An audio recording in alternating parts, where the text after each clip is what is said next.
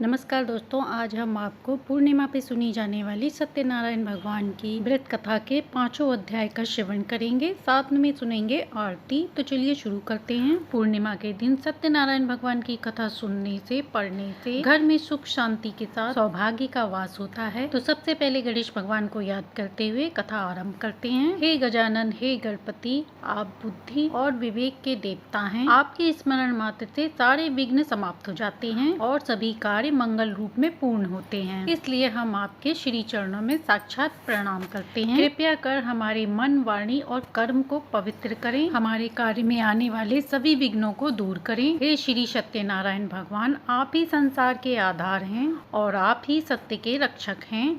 आज पूर्णिमा के शुभ अवसर पर हम आपके चरणों में नमन स्पर्श करते हैं। हमारी जाने अनजाने में की गई भूलों के लिए हमें क्षमा करें और हमारे जीवन में सत्य सेवा का दीप जलाएं। इस कथा को व्यक्ति किसी भी शुभ कार्य या मनोकामना पूर्ति हेतु श्रवण करता है तो उसकी सभी कामना पूर्ण होती है। इस कथा को स्वयं विष्णु भगवान ने देव ऋषि नारद को सुनाया था। तो चलिए कथा शुरू करते हैं। तो प्रेम से बोलिए लक्ष्मीपति विष्णु नारायण की जय। एक समय की बात है, नैमिष तीर्थ में शौनकादि 88,000 ऋषियों ने श्री सूत जी से पूछा, प्रभु इस कलयुग में वेद विद्या रहित मनुष्य को प्रभु भक्ति किस प्रकार मिल सकती है तथा उनका उद्धार कैसे होगा। श्रेष्ठ मुनि, ऐसा कोई उपाय बताइए जिससे थोड़े समय में ही पुण्य मिले और मनवांछित फल मिल जाए। इस प्रकार कथा सुनने की हम लोगों की इच्छा है। सभी शास्त्रों के ज्ञाता सूत जी बोले, हे वैष्णवों, तुमने सभी प्राणियों के हित की बात पूछी है, इसलिए मैं तुम्हें एक श्रेष्ठ व्रत के बारे में बताता हूँ। आप लोग इसका श्रवण करो, जिसके बारे में नारद जी ने लक्ष्मी नारायण जी से पूछा था और लक्ष्मीपति श्री हरि ने नारद जी से कहा था कि अब आप भी इसे सुनिए। एक समय की बात है, नारद जी दूसरे के हित की इच्छा लिए अनेकों लोकों में घूमते हुए मृत्यु लोक में जा पहुँचे, जहाँ उन्होंने अनेक योनियों में जन्मे सभी मनुष्य को अपने अपने कर्मों के अनुसार पीड़ा झेलते हुए देखा। उनका दुख देखकर नारद जी सोचने लगे कि ऐसा क्या किया जाए जिससे निश्चित रूप से मानव के दुखों का अंत हो जाए। इसी पर विचार कर मनन करते हुए वह विष्णु लोक गए। वहाँ नारायण जी की स्तुति करने लगे और बोले, हे भगवान, आप अत्यंत शक्तिशाली, संपन्न है, निर्गुण स्वरूप, सृष्टि के कारण भक्तों के दुख को दूर करने वाले हैं। आप नमस्कार है। नारद जी की स्तुति सुन विष्णु जी बोले, श्रेष्ठ मुनि, आपके मन में क्या बात है, उसे निसंकोच कहूँ। इस पर नारद जी बोले, मृत्यु लोक में अनेक योनियों में जन्मे मनुष्य अपने कर्मों द्वारा अनेकों दुख से दुखी हैं। हे प्रभु, आप तो ये बताइए कि मनुष्य थोड़े प्रयास से ही अपने दुखों से कैसे छुटकारा पा सकता है। तब श्री हरि बोले, हे नारद जी, मनुष्य की भलाई के लिए तुमने बहुत अच्छा प्रश्न किया है। स्वर्ग लोक व मृत्यु लोक दोनों में एक दुर्लभ उत्तम व्रत है जो पुण्य देने वाला है। आज प्रेमवश होकर मैं तुम्हें उसके बारे में बताता हूँ। श्री सत्यनारायण भगवान का व्रत अच्छी तरह विधि विधान पूर्वक करके मनुष्य तुरंत ही यहाँ सब सुख भोग सकता है, मरने पर मोक्ष पाता है। श्री हरि के वचन सुनकर नारद जी बोले कि उस व्रत का फल क्या है प्रभु, और उसका विधान क्या है, यह व्रत किसने किया था, इस व्रत को किस दिन करना चाहिए, आप सब कुछ विस्तार से बताएं। नारद जी की बात सुनकर श्री हरि बोले, दुख व शोक को दूर करने वाला, यह सभी स्थानों पर विजय दिलाने वाला, मानव भक्ति व श्रद्धा के साथ शाम को श्री सत्यनारायण जी की पूजा धर्म प्राणय होकर ब्राह्मणों व बंधुओं के साथ करने तथा साथ ही यथाशक्ति अनुसार भक्ति भाव से भगवान का भोग लगाएं, आरती गाएं और ब्राह्मणों सहित बंधु बांधवों को भी भोजन कराएं। इसके बाद स्वयं भोजन करें, कीर्तन भजन के साथ भगवान की भक्ति में लीन हो जाएं। इस तरह से सत्यनारायण भगवान का यह व्रत करने पर मनुष्य की सारी इच्छाएं पूर्ण होती है, निश्चित रूप से उसे सब सुख मिलता है। इस कलिकाल अर्थात कलियुग में मृत्यु लोक में मोक्ष का यही एक सरल उपाय है। इस प्रकार सत्यनारायण भगवान का प्रथम अध्याय पूर्ण हुआ। अब सुनते हैं दूसरा अध्याय। तो प्रेम से बोलिए सत्यनारायण भगवान की जय।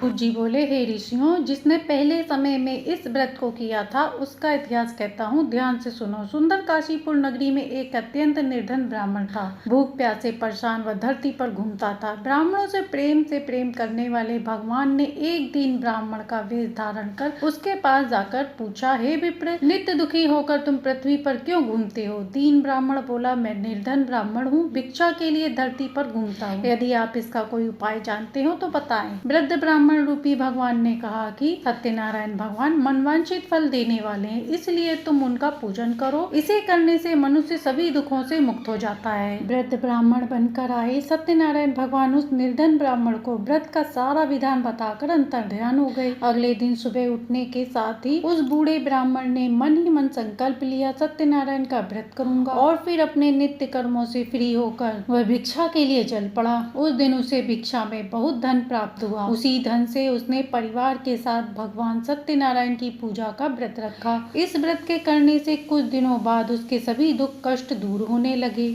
और देखते ही देखते वह एक संपन्न और अनेक संपत्तियों का मालिक बन गया। तब वह हर महीने की पूर्णिमा के दिन ब्राह्मण और सत्यनारायण की पूजा में व्रत करने लगा। इस प्रकार सत्यनारायण भगवान के इस व्रत को करके वह श्रेष्ठ ब्राह्मण सभी पापों और गरीबी से मुक्त हो गया और उसने एक दुर्लभ मोक्ष को प्राप्त किया। इस तरह से सत्यनारायण भगवान के व्रत को जो मनुष्य करेगा वह सभी प्रकार के पापों से छूटकर मोक्ष को प्राप्त होता है। जो मनुष्य इस व्रत को करेगा वह भी सभी दुखों से मुक्त हो जाता है। सूत जी बोले कि इस तरह से नारद जी ने नारायण जी से कहा कि श्री सत्यनारायण व्रत को मैंने तुमसे कहा विप्रो, अब मैं और क्या कहूँ। ऋषि बोले, हे मुनिवर, संसार में उस विप्र से सुनकर और किस किस ने इस व्रत को किया, हम सब इस बात को जानना चाहते हैं। इसके लिए हमारे मन में श्रद्धा भाव है। सूत जी बोले, हे मुनियों, जिन जिन ने इस व्रत को किया है वह सब सुनो। एक समय वही विप्र धन ऐश्वर्य के अनुसार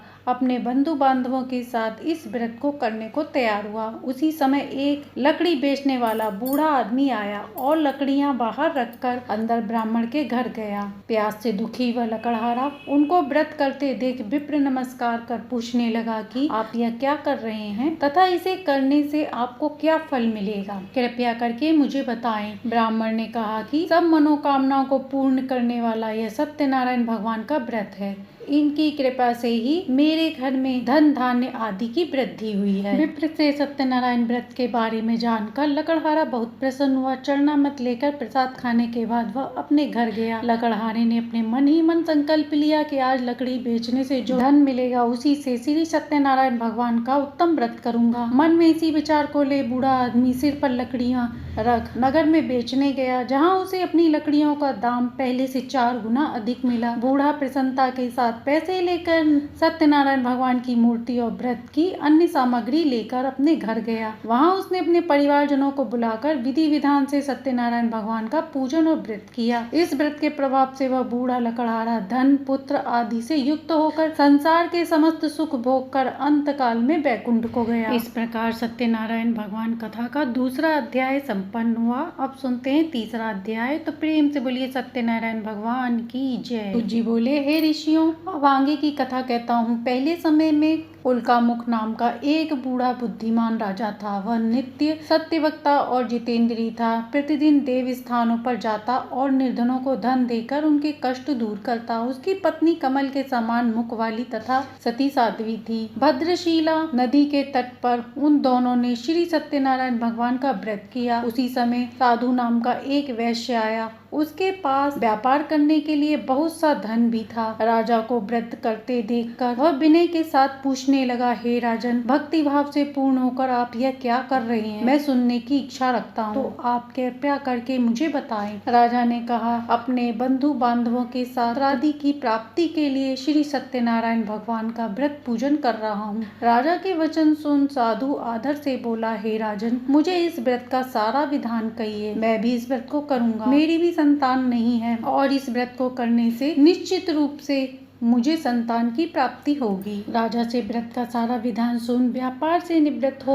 वह अपने घर गया। साधु ने अपनी पत्नी को संतान देने वाले इसका वर्णन सुनाया और कहा कि जब मेरी संतान होगी तब मैं इस व्रत को करूंगा। साधु ने इस तरह के वचन अपनी पत्नी लीलावती से कहे। एक दिन लीलावती पति के साथ आनंदित हो सांसारिक धर्म में प्रवृत्त होकर सत्यनारायण भगवान की कृपा से गर्भवती हो गई। 10वें महीने उसके गर्भ से एक कन्या का जन्म हुआ। माता पिता ने अपनी कन्या का नाम कलावती रखा। एक दिन कलावती के माँ लीलावती ने अपने पति को याद दिलाया कि अपने सत्यनारायण भगवान के जिस व्रत को करने का संकल्प किया था उसे करने का समय आ गया। आप इस व्रत को करिए। साधु बोला कि हे विप्र, इस व्रत को मैं उसके विवाह पर करूंगा। इस प्रकार अपनी पत्नी को आश्वासन देकर वह नगर को चला गया। साधु ने एक बार नगर में अपनी कन्या को सखियों के साथ देखा तो उसे लगा कि उसकी कन्या विवाह योग्य हो गई है और उसने कन्या के योग्य वर ढूंढना शुरू कर दिया। एक दिन साधु की बात को ध्यान में रखते हुए एक नगर में पहुंचा और वहां देखभाल करके लड़की के लिए सुयोग्य वाणिक पुत्र को ले आया। सुयोग्य लड़के को देखकर साधु ने बांधवों को बुलाकर अपनी पुत्री का विवाह कर दिया। लेकिन दुर्भाग्य की बात की अभी भी साधु ने सत्यनारायण भगवान का व्रत नहीं किया। इस पर भगवान क्रोधित हो गए और उसे श्राप दे दिया। अपने कार्य में कुशल साधु बनिया जमाई को लेकर समुद्र के पास पहुंचा। रत्नापुर नगर में गया। वहां जाकर दामाद ससुर दोनों मिलकर चंद्रकेतु राजा के नगर में व्यापार करने लगे। एक दिन भगवान सत्यनारायण की माया से एक चोर राजा का धन चुराकर भाग रहा था। उसने राजा के सिपाहियों को अपना पीछा करते देखा। चुराया हुआ धन वहां रख दिया जहां साधु अपने जमाई के साथ ठहरा हुआ था। राजा के सिपाहियों ने साधु वैश्य के पास राजा का धन देखा तो ससुर जमाई दोनों को बांधकर राजा के पास ले गए और कहा कि इन दोनों ने धन चुराया है, आप आगे की कार्यवाही की आज्ञा दें। राजा की आज्ञा से उन दोनों को कठिन कारावास में डाल दिया गया और उनका सारा धन भी उनसे छीन लिया। श्री सत्यनारायण भगवान के श्राप से साधु की पत्नी भी बहुत दुखी हुई। घर में जो धन था उसे चोर चुरा ले गए। शारीरिक तथा मानसिक पीड़ा व भूख प्यास से अति दुखी अन्न की चिंता में कलावती के ब्राह्मण के घर गई। वहाँ उसने सत्यनारायण भगवान का व्रत होते देखा। फिर कथा भी सुनी। वह प्रसाद ग्रहण कर वह रात को घर वापिस आई। माता ने कलावती से पूछा, हे पुत्री, अब तक तुम कहाँ थी? तेरे मन में क्या है? कलावती ने अपनी माता से कहा, हे माता, मैंने एक ब्राह्मण के घर श्री सत्यनारायण भगवान का व्रत देखा। कन्या के वचन सुनकर लीलावती भगवान के पूजन की तैयारी करने लगी। लीलावती ने परिवार व बंधुओं सहित सत्यनारायण भगवान का पूजन किया और उनसे वर मांगा कि मेरे पति जमाई शीघ्र ही घर आ जाएं। साथ ही यह भी प्रार्थना की कि हम सबका अपराध क्षमा करें। सत्यनारायण भगवान इस व्रत से संतुष्ट हो गए और राजा इंद्रकेतु को सपने में दर्शन देकर कहा, हे राजन, तुम उन दोनों वैश्यों को छोड़ दो और तुमने जो उनका धन लिया है उसे वापस कर दो। अगर ऐसा नहीं किया तो तुम्हारा राज्य व संतान सब नष्ट कर दूंगा। राजा को ये सब कहकर वह अंतर ध्यान हो गए। प्रातःकाल सभा में राजा ने अपना सपना सुनाया और बोले कि उन दोनों को कैद से मुक्त कर दिया जाए। दोनों ने आते ही राजा को प्रणाम किया। राजा बोले, महाभावो, भाग्यवश ऐसा कठिन दुख तुम्हें प्राप्त हुआ है, लेकिन अब तुम्हें कोई भय नहीं है। ऐसा कर राजा ने उन दोनों को नए वस्त्र आभूषण पहनाए और जितना धन लिया था उससे दुगना धन वापस कर दिया। दोनों वैश्य अपने घर को चल दिए। इस प्रकार सत्यनारायण व्रत कथा का तीसरा अध्याय संपूर्ण हुआ। अब सुनते हैं चौथा अध्याय। तो प्रेम से बोलिए सत्यनारायण भगवान की जय। सूत जी बोले, वैश्य ने मंगलाचार कर अपनी यात्रा आरंभ की और अपने नगर की ओर चल दिया। उसके थोड़े दूर जाने पर एक दंडी वेशधारी सत्यनारायण ने उससे पूछा, हे साधु, तेरी नाव में क्या है? अभी प्राणी वणिक हंसता हुआ बोला, हे दंडी, आप क्यों पूछ रहे हो? क्या धन लेने की इच्छा है? मेरी नाव में तो बेल व पत्ते भरे हुए हैं। हे वैश्य के कठोर वचन सुनकर भगवान बोले, तुम्हारा वचन सत्य हो। दंडी ऐसे वचन कह वहाँ से दूर चले गए। कुछ दूर जाकर समुद्र के किनारे बैठ गए। दंडी के पास साधु वैश्य ने नित्य क्रिया के पश्चात नाव में ऊंची उठते देखकर अचंभा माना और नाव में बेल पत्ते आदि देख वह मूर्छित होकर जमीन पर गिर पड़ा। वापस होश आने पर वह अत्यंत शोक में डूब गया। तब उसका दामाद बोला कि आप शोक न मनाएं, यह दंडी का शाप है, इसलिए हमें उनकी शरण में जाना चाहिए, तभी हमारी मनोकामना पूरी होगी। दामाद की बात सुनकर दंडी के पास पहुंचा और अत्यंत भक्ति भाव से नमस्कार करके बोला, मैंने आपसे जो असत्य वचन कहे थे उसके लिए क्षमा मांगता हूँ। ऐसा कहकर रोने लगा। तब दंडी भगवान बोले, हे वणिक पुत्र, मेरी आज्ञा से बार बार तुम्हें दुख प्राप्त हुआ है, तू मेरी पूजा से विमुख हुआ। साधु बोला, हे भगवान, आपकी माया से ब्रह्मा आदि देवता भी आपके रूप को नहीं जानते, तब मैं अज्ञानी कैसे जान सकता हूँ? आप प्रसन्न होकर सामर्थ्य के अनुसार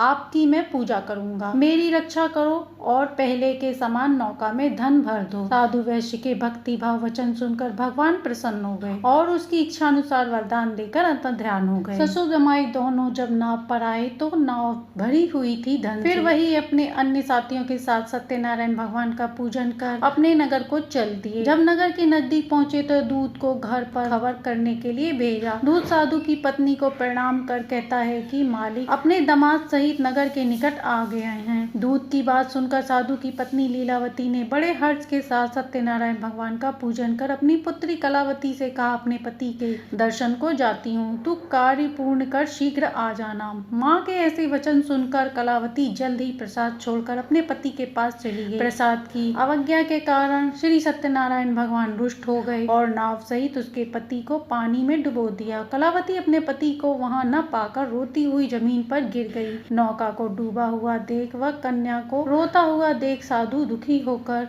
बोला कि हे प्रभु, मुझसे तथा मेरे परिवार से जो भूल हुई हो उसके लिए क्षमा करें। साधु के दीन वचन सुनकर श्री सत्यनारायण भगवान प्रसन्न हो गए और आकाशवाणी हुई और बोले, हे साधु, तेरी कन्या मेरे प्रसाद को छोड़कर आई है, इसलिए उसका पति अदृश्य हो गया है। यदि वह घर जाकर प्रसाद खाकर लौटेगी तो इसका पति अवश्य मिलेगा। ऐसी आकाशवाणी सुन कलावती ने वैसे ही किया जैसा आकाशवाणी के दौरान भगवान ने कहा और फिर प्रसाद ग्रहण करने के बाद जब वो वापस आई तो अपने पति के दर्शन करके अत्यंत प्रसन्न हुई। इसके बाद साधु अपने बंधु बांधवों सहित सत्यनारायण भगवान का विधि विधान से पूजन करता हुआ इस लोक का सुख भोग कर अंत में स्वर्ग को जाता है। इस प्रकार सत्यनारायण भगवान कथा चौथा अध्याय संपूर्ण हुआ। अब सुनते हैं पांचवा अध्याय। तो प्रेम से बोलिए सत्यनारायण भगवान की जय। जी बोले, हे ऋषियों, मैं और भी एक कथा सुनाता हूँ, उसे भी ध्यान पूर्वक सुनो। प्रजा पालन में लीन तुंगध्वज नाम का एक राजा था। उसने भी भगवान का प्रसाद त्याग कर बहुत ही दुख सहा। एक बार जंगल में जाकर वन्य पशुओं को मारकर वह पेड़ के नीचे आया। वहां उसने ग्वालों को भक्ति भाव से अपने बंधुओं सहित सत्यनारायण भगवान का पूजन करते देखा। अभिमान बस राजा ने उन्हें देखकर भी पूजा स्थान में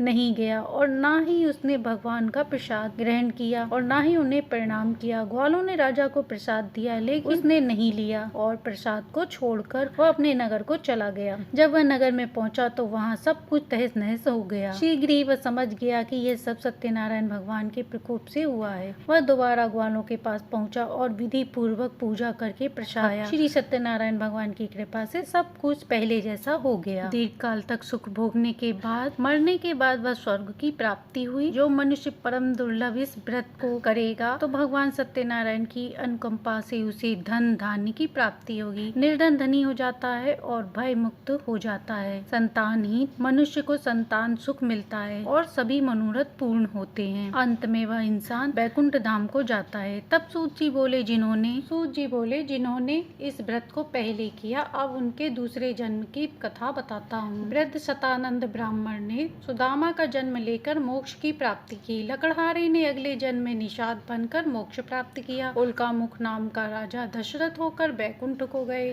साधु नाम के वैश्य ने मोर ध्वज बनकर अपने पुत्र को आड़े से चीरकर मोक्ष पाया। महाराज तुंगध्वज ने स्वयंभू होकर भगवान में भक्ति युक्त होकर कर्म कर मोक्ष पाया। कथा सुनने के बाद सभी ने श्री हरि का झुक कर प्रणाम किया। तो इस प्रकार सत्यनारायण भगवान कथा का पांचवा अध्याय संपूर्ण हुआ। तो प्रेम से बोलिए सत्यनारायण भगवान की जय। अब सुनते हैं श्री सत्यनारायण भगवान की आरती। ओम जय लक्ष्मी रमणा स्वामी, जय लक्ष्मी रमणा सत्यनारायण स्वामी, जन पातक हरणा। ओम जय लक्ष्मी रमणा स्वामी, जय लक्ष्मी रमणा।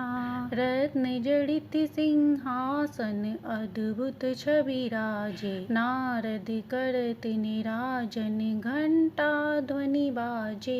ओम जय लक्ष्मी रमणा स्वामी, जय लक्ष्मी रमणा। प्रकट भय कलि कारण तुझ को दर्श दियो, बूढ़ा ब्राह्मण बन कर कंचन महल कियो। ओम जय लक्ष्मी रमणा स्वामी, जय लक्ष्मी रमणा। दुर्लभ भील कुठारी जिन पर कृपा करी, चंद्रचूड़ एक राजा जिसकी विपत्ति हरी। ओम जय लक्ष्मी रमणा। वैश्य मनोरथ पायो, श्रद्धा तज दीनो, सो फल भोग्यो प्रभु जी फिर स्तुति कीनी। ओम जय लक्ष्मी रमणा।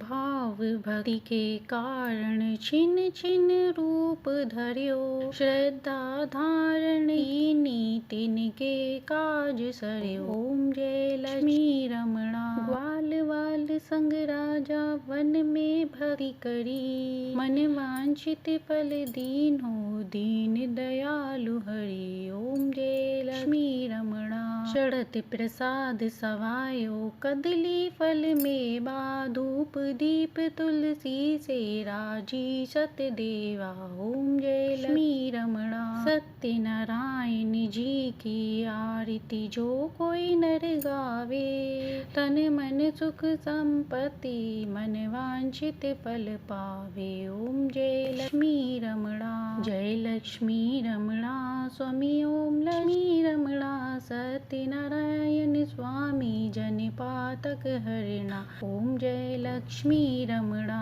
तो ये थी सत्यनारायण स्वामी की कथा एवं आरती। आशा है कि आपको कथा और आरती पसंद आई होगी। यदि पसंद आई हो तो लाइक शेयर एंड सब्सक्राइब करें।